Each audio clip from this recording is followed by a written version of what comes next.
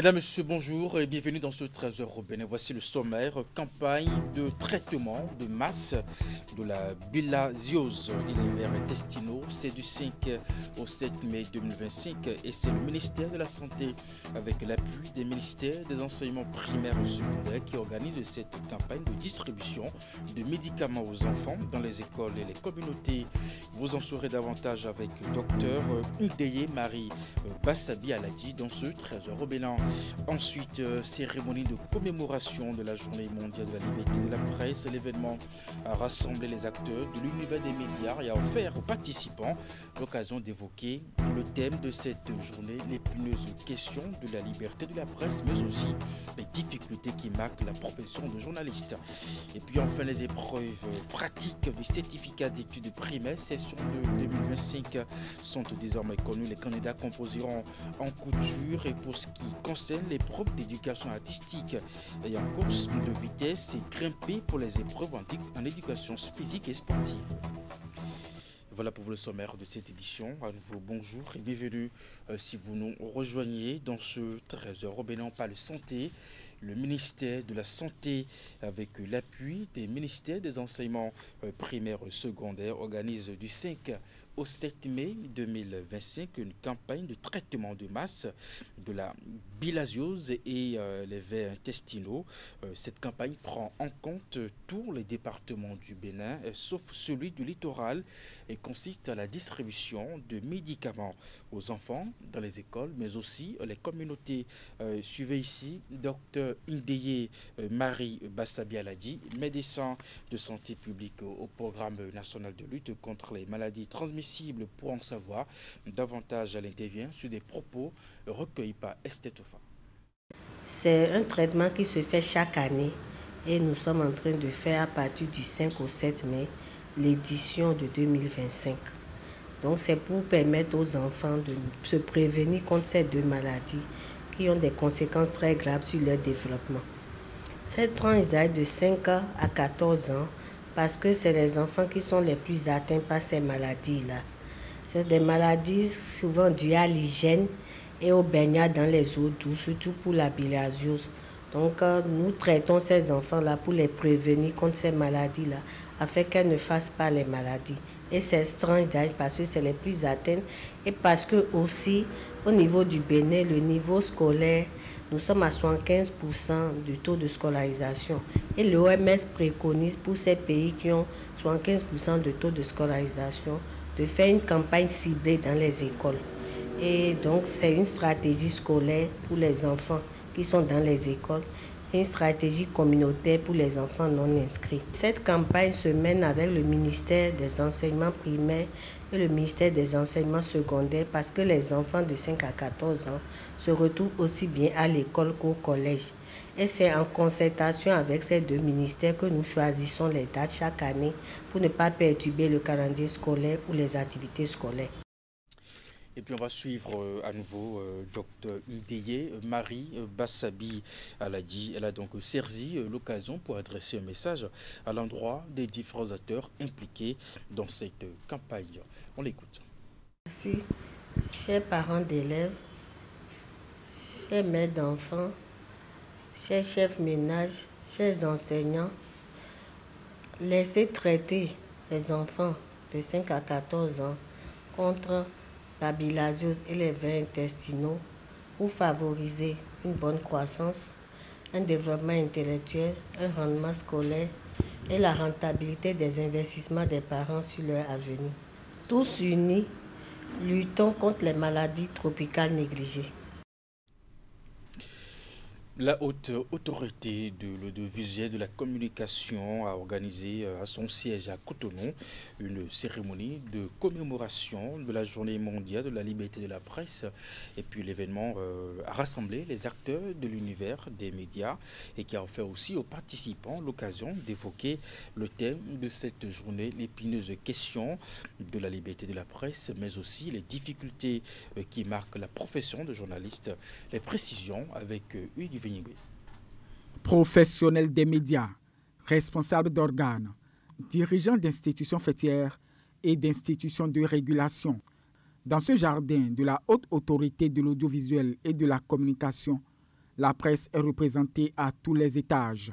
Ouvrant la phase protocolaire de cette cérémonie, la présidente de l'Union des professionnels des médias du Bénin évoque la liberté de la presse sous nos cieux et les conditions du travail des acteurs.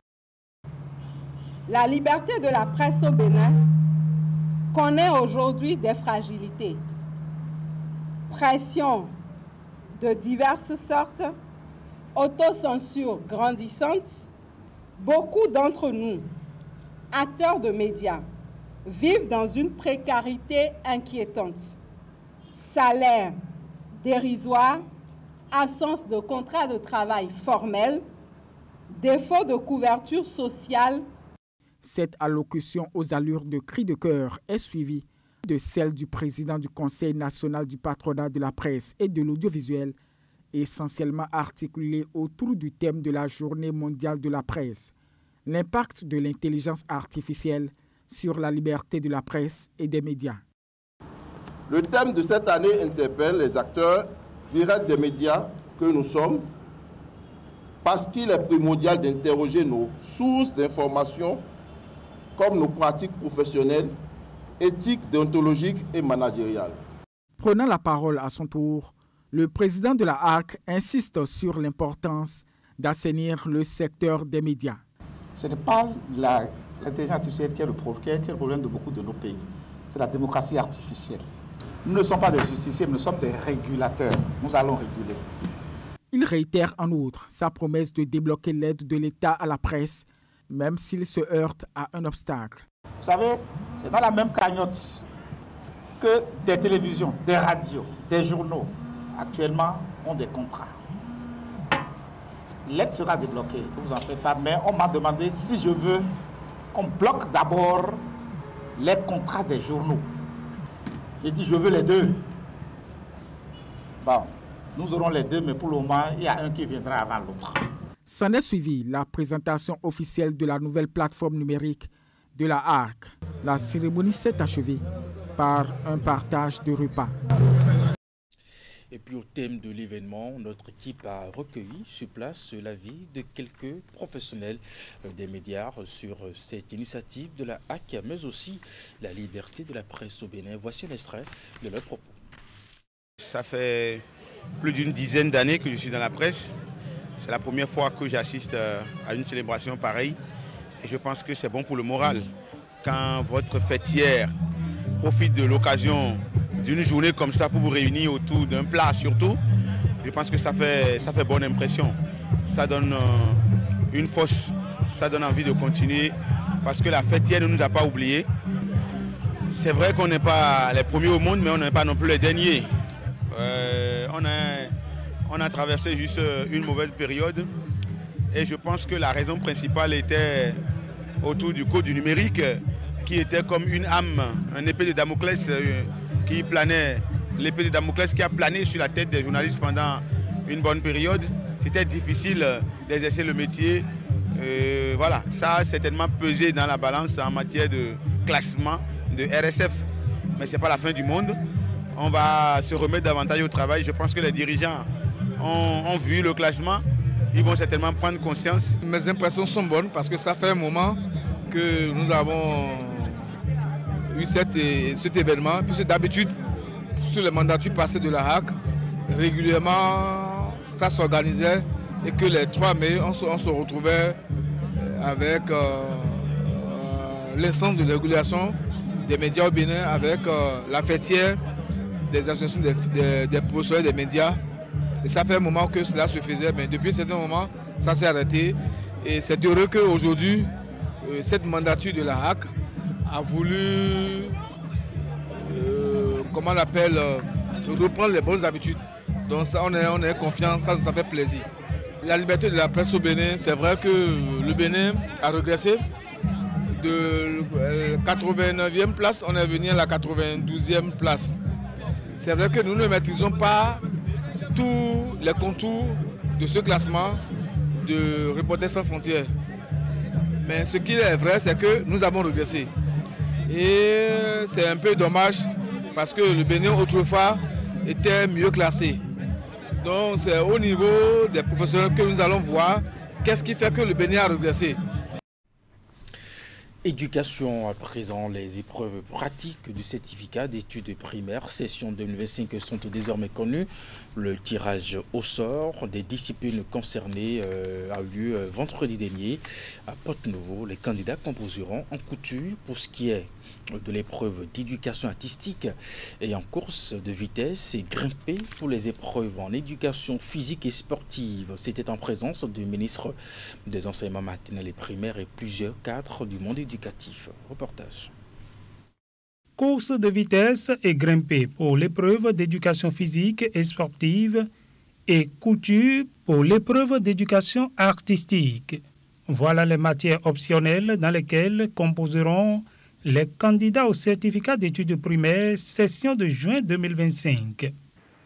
Que ce soit en éducation artistique qu'en éducation physique et sportive, toutes ces composantes ont fait l'objet d'apprentissage durant l'année scolaire 2024-2025 qui est en train de tirer à sa fin. Donc ce n'est pas une nouveauté. C'est quelque chose auquel vous êtes déjà habitué.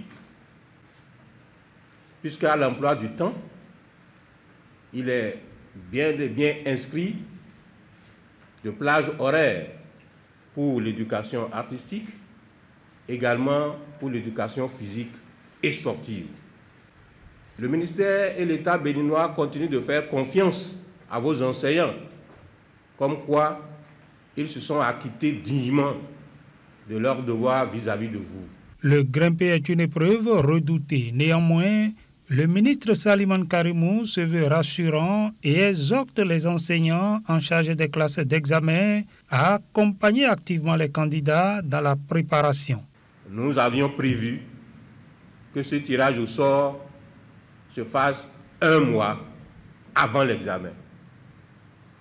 Une manière de vous offrir la chance de faire des rattrapages, si c'est encore nécessaire. Et je suis convaincu qu'il est encore nécessaire de faire de rattrapage, surtout en grimper, pour éviter autant que possible des incidents. Cela me paraît important parce que par le passé, nous avions enregistré quelques cas d'accidents lors de cette épreuve. Mettez bouchée double et vous avez encore le temps de le faire. L'examen du certificat d'études primaires est prévu pour se dérouler du 2 au 5 juin 2025. Dans la suite de cette édition, avec un léger différé, les agents de la mairie de Semepodi ont célébré la fête du travail. Cette journée dédiée aux travailleurs a été commémorée dans un esprit de responsabilité et de réflexion. Le point des manifestations dans ce reportage. Rassemblés autour des valeurs du travail bien fait, les agents de la mairie de Semepodi ont saisi l'occasion de la célébration de la fête du travail pour non seulement exprimer leurs doléances, mais aussi pour évaluer leur engagement et leur contribution au développement de la commune. Je nous exhorte, chers collègues, à bannir l'égocentrisme, la haine, la jalousie, l'aigreur, les coups bas et tout autre comportement et attitude qui vicie l'atmosphère de travail et hypothèque notre vivre ensemble.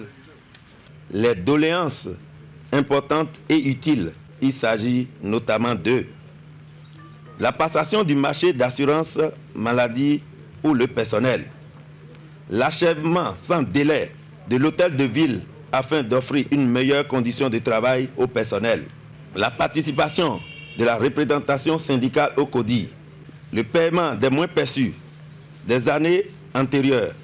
Dans son intervention, le maire Jonas Benameto a salué l'engagement quotidien de ses collaborateurs au service du développement de la commune. Depuis que nous sommes là, nous avons essayé d'écouter tous les cris, que ce soit les cris de joie ou les cris de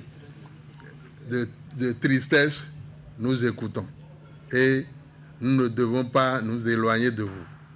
Les problèmes auxquels vous avez fait allusion, le problème de cadre de vie, de cadre de travail, les problèmes de santé, les problèmes de rémunération. Nous pensons que les organes chargés d'accompagner l'exécutif de Semekpodji sont disponibles. Ces organes sont canalisés de façon à ce que on puisse vous donner satisfaction. L'assurance maladie, je pense que ce n'est qu'une affaire d'heures ou de jours maintenant. Le pacte de la performance vient ainsi d'être renouvelé entre le maire Jonas Benametor et ses collaborateurs pour une commune de Semekpodji plus dynamique dans la quête du bien-être des administrés. Et pour finir cette édition, le secrétaire général adjoint et porte-parole du gouvernement poursuit sa tournée d'échange avec les populations dans le département du Koufo. Après Akplaroué et Koulekama, où les frères d'Oliane Rongbedji étaient vendredi dernier dans les communes de Djakotome et de Lalo. Et une fois encore, il a fait connaître aux populations les résultats obtenus par le régime du président Patrice Talon, un peu plus de 9 ans après son avènement. On va faire le point avec Narcisse Alossé. Le président Talon nous a dit, quand on voit les populations, on les respecte et on leur tient un langage de vérité. Et le langage de vérité est tenu ici à Djakotome autour des engagements pris il y a un peu plus de 9 ans et les résultats obtenus aujourd'hui par le régime de la rupture. Aux réalisations physiques, le porte-parole du gouvernement a ajouté certaines mesures prises au profit des populations. Exemple du processus de reversement des plus de 32 000 aspirants au métier d'enseignant. Pour 2025, un premier lot de 3 000 à 3 500 sera reversé. C'est une promesse, c'est dans le budget 2025. Donc, soyez rassurés que le reversement va commencer en 2025. Concernant toujours les mesures sociales, les personnes en situation de handicap ne sont pas oubliées. Aujourd'hui, quand on organise un concours de recrutement à la fonction publique, on n'empêche plus les personnes porteuses de handicap de participer. Au contraire, on leur a fait un quota de 5%. Et grâce à ça, on a recruté au ministère de la Justice l'année dernière près de 10, c'était 8 ou 9 personnes porteuses de handicap qui sont admises au concours parce qu'on leur donne leur place. À la suite d'un exercice questions-réponses, l'orateur et sa suite ont mis le cap sur la commune de Lalo. Ici, la démarche a été participative et tour à tour, les populations ont salué les efforts déployés par les gouvernants actuels à leur chevet. En fait, sous le régime Talon, Lalo a été vraiment une commune qui a été vraiment désenclavée. Désenclavée parce que hier seulement, on savait ce que nos routes étaient. De l'arrivée Talon, de Koulekame pour Lalo, ça a été bitumé. De Lalo pour Apanzon, ça a été bitumé. De Lalo pour Tofort, également. En plus du désenclavement, la localité jouit d'une certaine stabilité du point de vue sécurité. Seulement, il y a des doléances qui tournent autour de la faible couverture en eau potable et l'électricité. Au moins, nous avons une chance. Nous ne sommes plus dans notre situation de 2016. En 2016, le Bénin lui-même ne produisait rien pour son électrification. Nous étions à 0 MW de production propre. Donc on achetait tout à l'étranger. Aujourd'hui, nous sommes à peu près à 60% de production de nos besoins. 60%. Pour tous les autres problèmes évoqués, le porte-voix de l'exécutif a rassuré quant aux solutions. Wilfried Léandre Rongbedji a ainsi fait le tour de tout le département du Koufo pour ces échanges à bâton rompu. Et c'est la fin de cette édition. Merci de nous avoir suivis à 16h, votre bulletin d'information, 19h30, la grande édition de la soirée. Juste après, votre émission, l'info continue avec Wahab Ali Para. Portez-vous bien et à très bientôt.